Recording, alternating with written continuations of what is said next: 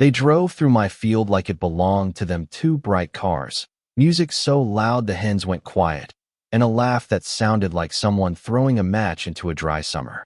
I remember standing on the porch, hands still wet from mending the fence, watching taillights slice across my land, and thinking, that's the sound of trouble.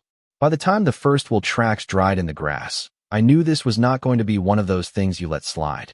My name is Earl Hayes, and this patch of dirt 3 acres off Willow Ridge Road has been in my family since my grandfather could name every tree on it.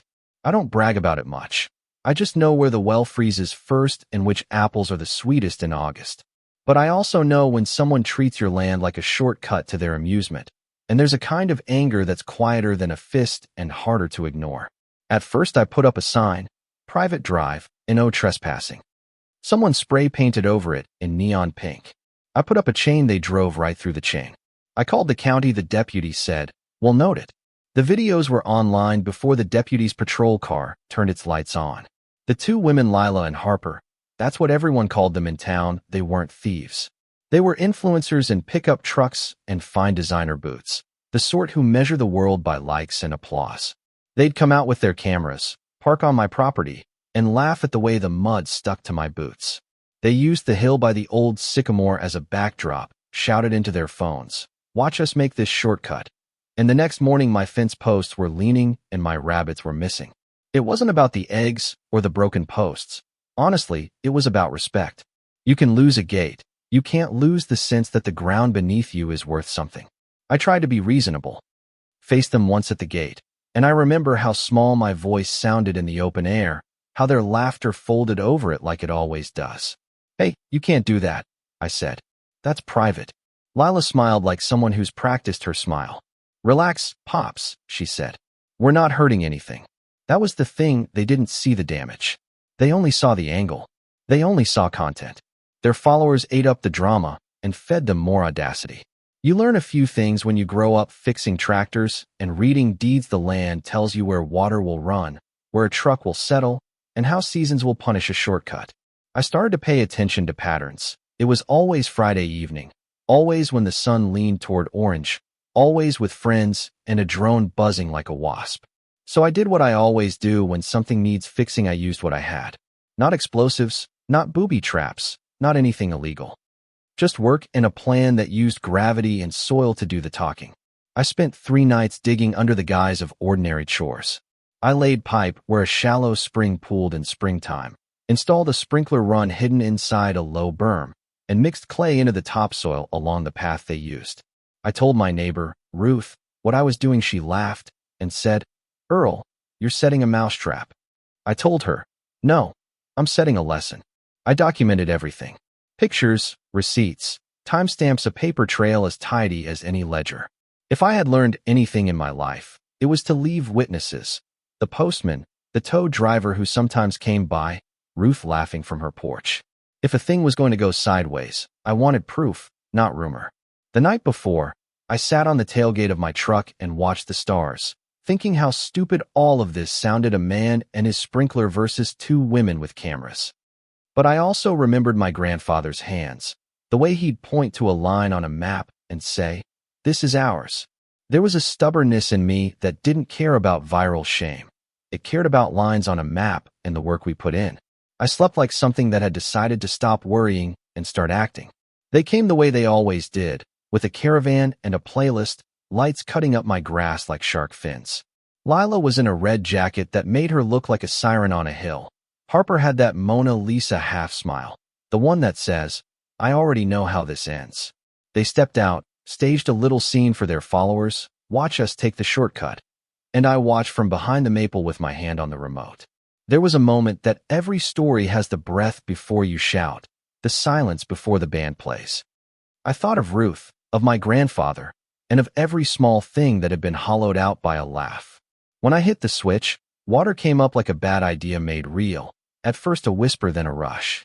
The clay they'd driven over all week loosened under the tires. The first pickup spun and dug, the back end nose down like a dog into a hole, and the laughter cracked. They tried to keep filming. The cameras did not stop. Videos will show anything, especially your embarrassment. Within seconds, the truck sank enough that the wheels were churning mud, and the drone buzzed above, catching every humiliating speck. Harper's boots slipped, she swore, Lila's hair was matted with wet dirt, and the friends who'd come to cheer suddenly looked like extras in a bad movie. I didn't stand there cheering. I stood on my porch and watched, the way you watch your kids learn how to ride a bike worried for the fall, but knowing the lesson matters. I walked down to the old oak as the tow truck rolled in. That took longer than either of us wanted. The tow driver looked at me, then at the wheel stuck in the mire, then at the proof on my phone. He shrugged, a man used to being paid and not lectured. The women tried to cry foul, to say I'd set a trap, to make it sound deliberate and malicious. I showed the photos, the permits for the work I'd done around the drainage, not to be clever, but to show I knew what I was doing. The ending people like best is simple. The influencers sue, the farmer wins in court, the town rallies, and everyone claps. That's not how it went, not exactly. Lila filed a complaint, the kind the internet breeds, accusations painted louder than they were. Harper went on a stream where she told the story with her face half hidden by a scarf and called me everything but my name. But the county talked to Ruth. They checked my receipts, and they watched the footage.